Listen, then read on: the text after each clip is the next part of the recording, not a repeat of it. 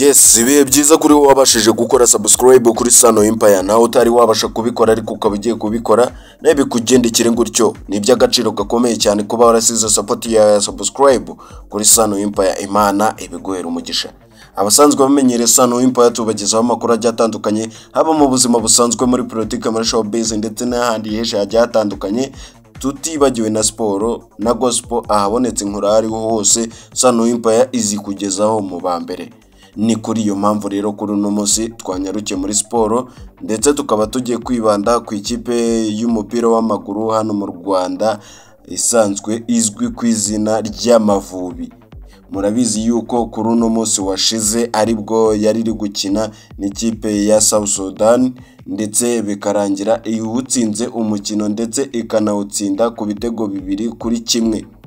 Ubu rero wakwibaza ngo nyuma yo gutsinda, kuko bari gushakisha itike yo kwerekeza muri CHAN, ndetse ahangaha hakaba havuyemo resulta abantu batakekaga yuko arizo zigomba kuba zivamo. Ibyo rero byavuyemo nibyo tugiye kuba twagarukaho. Icyo nakubwira wowe nuko ugomba kuba ukora subscribe, ugakanda no kuri iyo nzogera notification, kugira ngo tuzajye twibanira mu nkuru zigiye zitandukanye hano kuri Sano Empire.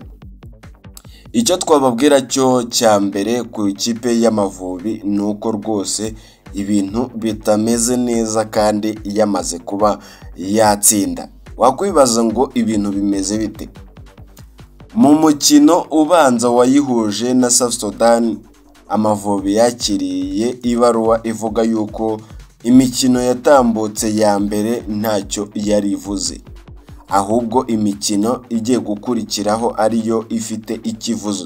Ubwo bisobanura yuko ikipe y'Amavubi yasabwaga gutsinda iyi kipe ya South Sudan.